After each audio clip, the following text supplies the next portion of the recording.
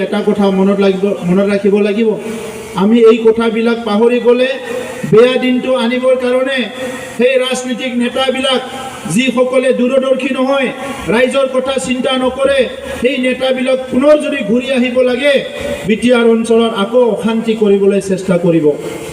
এটা সময়ত কিছুমান নেতা আহি আমাৰ মাজত লক্ষ্মণ ৰেখা টানি দিলে, বড়ো অনাবড়ো কৰি পেলাই। লাভ কি হ'ল? কোনোবাই 10 বছৰ এমপি হ'ল, ইয়াৰ বাহিৰে কোনো জাতি জনগোষ্ঠীৰ একো লাভ নহ'ল। আমি নিজকে এটা টেগ লগাই ল'লোঁ, এটা স্থাম লগাই ল'লোঁ অবড়ো বুলি, কিন্তু লাভটো একো নহ'ল। সেই অবড়ো বুলি যিসকলে নেতা কৰিছিলে, কোনোবাই ৰাজনীতিক নেতা হৈ গ'ল, নিৰ্বাচনত জিকি গ'ল, কিন্তু ৰাইজৰ কাৰণে তেখেতে 1 বিঘা মাটিও ৰেজিষ্টাৰ কৰি দিব নোৱাৰিলে আৰু কৈছিলে যে মই জিকি গ'লে এইটো কৰিম, গাঁও কৰ্তন কৰিম, অমুক কৰিম, তুমুক কৰিম, BTC ভংগ কৰিম।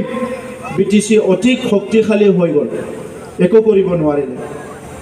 এই ভুৱা কথাবিলাক ক'বলৈ বহুত মানুহ আহিব, কিন্তু বিটিআৰ অঞ্চলৰ দাদা ভাই মা দেউতাসকলক আপোন বুলি ভাবিব পৰা নেতা লাগিব আমাক।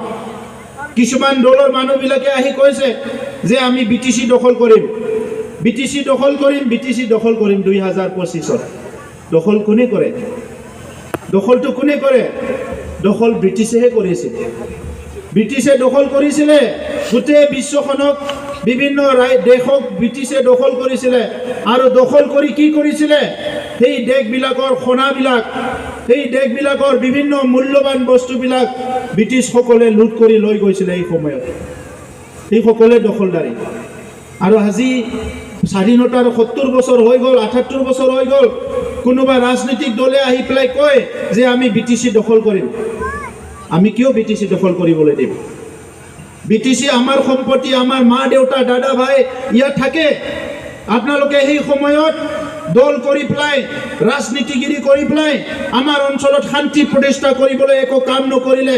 আমাৰ কিমান ঘৰ জ্বলি গ'ল, কিমান মানুহ মৰি গ'ল, কিমান মানুহ ৰিলিফ কেম্পত থাকিব লগা হ'ল। এই সময়ত সেই দলৰ মানুহবিলাকে একো নকৰিলে, সেই নেতাবিলাকে একো নকৰিলে। আৰু আজি চবে মিলি শান্তি অনাৰ কাৰণে UPPৰ নেতৃত্বসকলে ইয়াৰ জাতীয় সংগঠন, ছাত্ৰ সংগঠন, ধৰ্মীয় অনুষ্ঠান সকলোৰ লগত মিলি পেলাই আজি শান্তি অনাৰ কাৰণে তেখেতসকলে মূৰ দাঙি কথা ক'বলৈ পাৰিছে, নহ'লে ৰাজনীতি কৰিবলৈ সাহস কৰা নাছিলে সেই মানুহবিলাকে।